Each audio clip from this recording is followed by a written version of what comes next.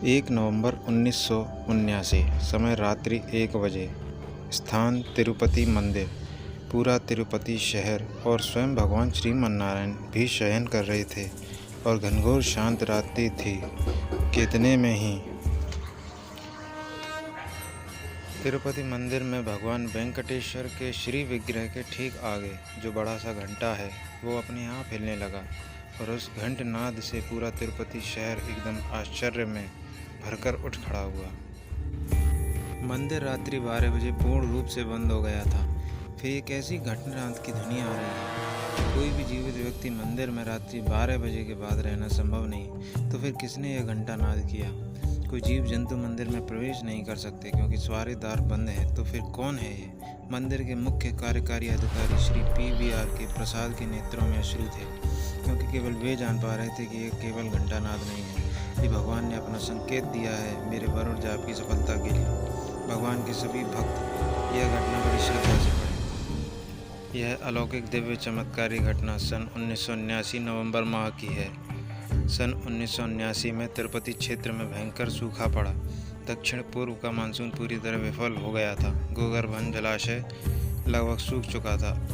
आसपास स्थित कुएं भी लगभग सूख चुके थे। तिरुपति ट्रस्ट के बड़े अधिकारी बड़े तनाव में थे। ट्रस्ट अधिकारियों की अपेक्षा थी कि सितंबर अक्टूबर की चक्रवाती हवाओं से थोड़ी बहुत वर्षा हो जाएगी, किंतु नवंबर आ पहुंचा था। थोड़ा बहुत बस महीने भर का पानी शेष रह गया था। मौसम विभाग स्पष्ट कर चुका था कि वर्षा की कोई संभावना नहीं है। सरकारें हाथ खड़ी कर चुकी थीं। ट्रस्ट के सामने मंदिर में दर्शन निषेध करने के अतिरिक्त अन्य कोई विकल्प नहीं बचा था। दर्शन निषेध अर्थात दर्शन पूजन अनिश्चित काल के लिए बंद हो जाए। ट्रस्टियों की आत्मा स्वयं धिक्कार रही थी कि कैसे श्रद्धालुओं को कह पाएंगे कि जल के अभाव के कारण देव स्थान में दर्शन प्रतिबंधित कर दिए गए हैं, किंतु दर्शन बंद करने के अतिरिक्त कोई विकल्प नहीं बचा था। विधर्मियों और मूर्ति पूजन के विरोधियों का आनंद अपने चरम पर था। नास्तिक लोग मारे खुशी के झूम रहे थे। अखबारों में खबरें आ रही थी कि जो भगवान अपने तीर्थ स्थल में जल आपूर्ति व्यवस्था नहीं कर सकते, वह भगवत भक्त मंडल पर कृपा कैसे करेंगे। सनातन धर्मानुयायियों को खुलेआम अंधविश्वासी और सनातन धर्म को अंधविश्वास कहा जा रहा था। श्रद्धालु धर्मानुयायी रो रहे थे, उनके आंसू थम नहीं रहे थे। कुछ दिन और निकल गए, किंतु जलापूर्ति की कोई व्यवस्था नहीं हो पाई। अचानक घबराए हुए ट्रस्टियों को कुछ बुद्धि आई और उन्होंने वेदों और शास्त्रों के धुरंधर विद्वान और तिरुपति ट्रस्ट के सलाहकार 90 वर्षीय श्री उप्पलरी गणपति शास्त्री जी महाराज से संपर्क किया।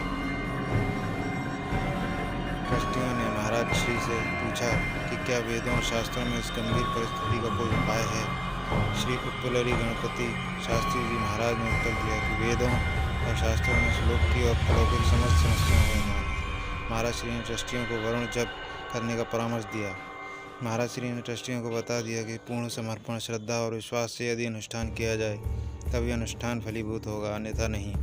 श्रद्धा में 1 पैसे वर्ग की कमी पूरे अनुष्ठान को विफल कर देगी। ट्रस्टियों ने वरुण जाप करने का निर्णय ले लिया और दूर दूर से विद्वानों को निमंत्रण भेजा गया। समय बहुत ही कम था और लक्ष्य बहुत ही बड़ा था। जलापूर्ति मात्र 10 दिनों की बाकी रह गई थी। 1 नवंबर को जब का मुहूर्त निकला था, तभी बड़ी भारी समस्याओं ने ट्रस्टियों को घेर लिया। जिन बड़े बड़े विद्वानों को निमंत्रण भेजा गया था, उनमें से अधिकांश ने आने में असमर्थता व्यक्त कर दी।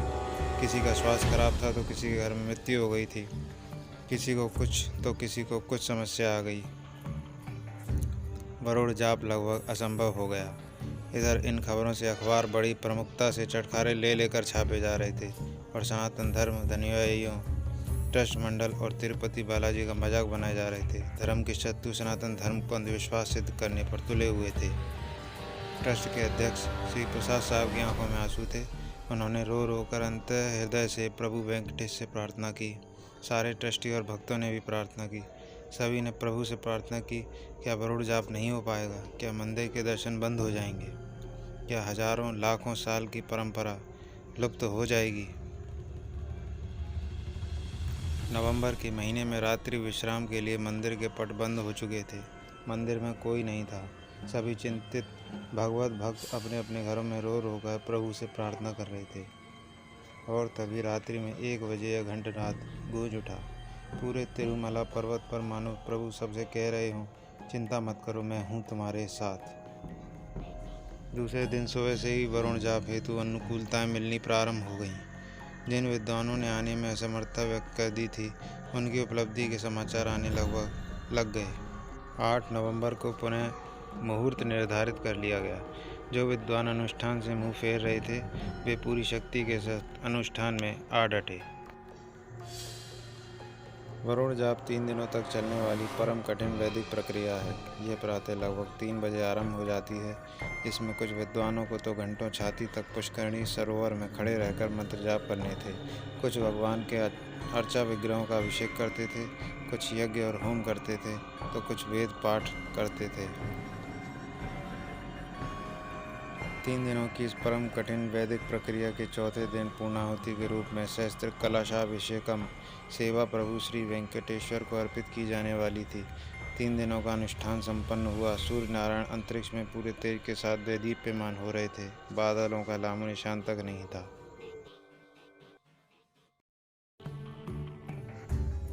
भगवान के भक्त बुरी तरह से निराश होकर मन ही मन भगवान से प्रार्थना कर रहे थे। भगवान के अर्चा विग्रहों को पुष्करणी सरोवर में स्नान कराकर पुनः श्रीवारी मंदिर में ले जाया जा रहा था। सेक्युलर पत्रकार चारों ओर खड़े होकर तमाशा देख रहे थे और हंस रहे थे, और चारों ओर विधर्मी घेर कर चर्चा कर रहे थे कि अनुष्ठान से बारिश कैसा कहीं होता है, कैसा अंधविश्वास है, कैसा पाखंड है। ट्रस्ट के अध्यक्ष श्री प्रसाद साहब और ट्रस्टीगण मन ही मन सोच रहे थे कि हमसे कौन सा अपराध हो गया, क्यों प्रभु ने हमारी पुकार अस्वीकार कर दी। अब हम संसार को और अपने आप को क्या मुंह दिखाएंगे। इतने में ही 2-3 पानी की बूंदें श्री प्रसाद जी के माथे पर पड़ी।